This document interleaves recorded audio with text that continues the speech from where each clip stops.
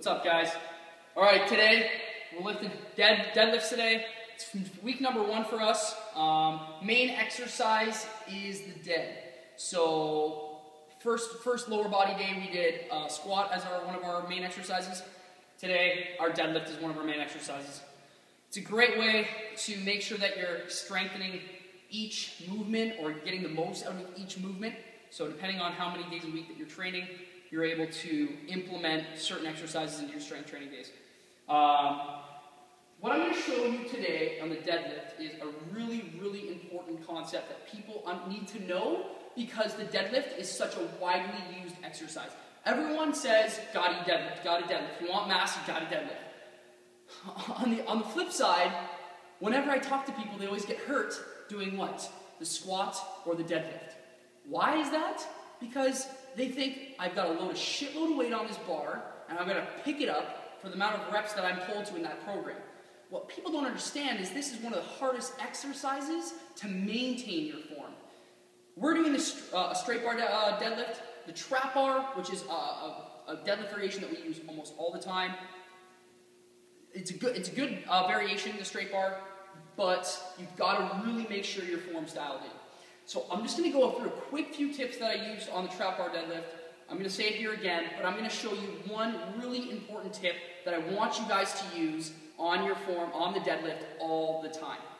So, quick tip on form etiquette, or just form for the deadlift, is the whole shoulders back, hips engaged, right? I always say the triple H.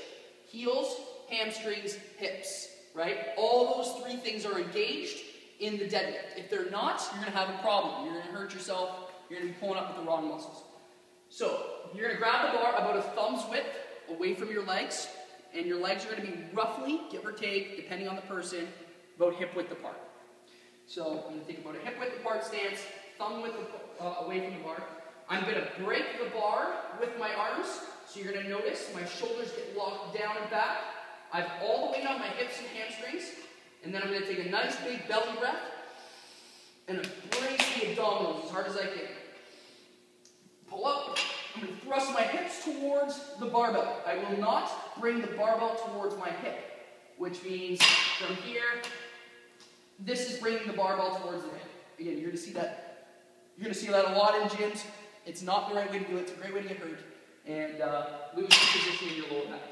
So, I'm not going to touch too much on that. We'll do that in another video. What I really want to show you today is repetitions and how to differentiate your form and the way you do your reps on the deadlift. So, say it's a nice lightweight, you got to get 10 reps. Most of the time, you'll see this.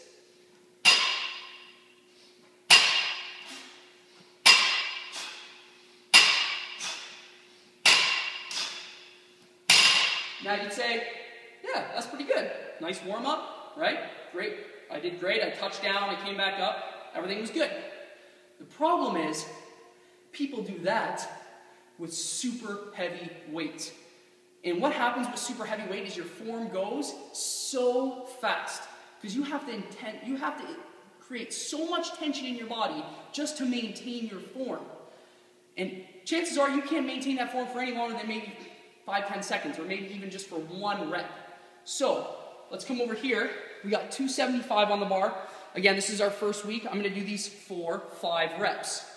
Now, if I were to do these for 5 reps and not understand what the potential of the deadlift is, and the potentials of getting hurt in the deadlift, I might very well hurt myself with 275.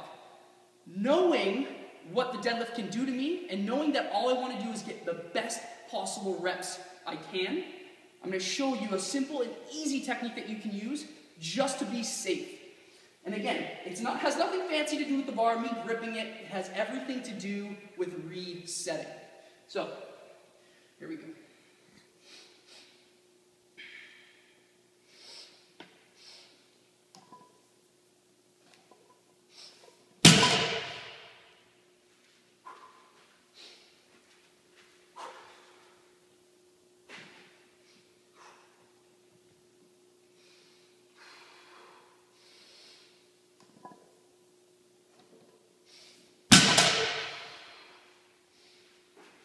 What you guys are noticing I'm taking breaks in between my 5 heavy reps. I am not banging them out back to back to back to back. Why? Because I know if I do that, my form's going to go, my back could potentially go. And again, if you have any asymmetry through your legs and your lower body, you will get a significant different pull on either side.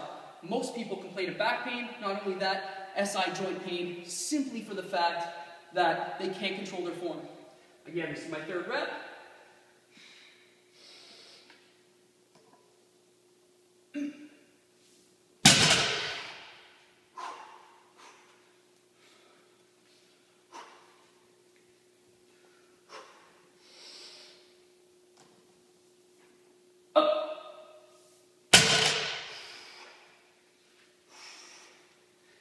Doesn't matter how many reps you get in a row when it's heavy. It matters how many good reps you can get. I don't care how long it takes you, because when you pull off 5 solid reps in a row, you put the bar down and you feel like your body's broken, you can't deadlift anymore.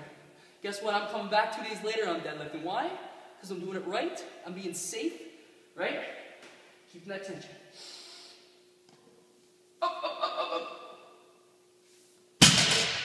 All right, guys, you get the idea. Cluster your reps. Either 1 or 2 reps in a row, break. 10, 15 seconds, whatever you need to clear your brain, get back into the exercise. It's not a race. Let me know what you guys think. Try it out. I guarantee you'll be happy. Cool. That's pretty long.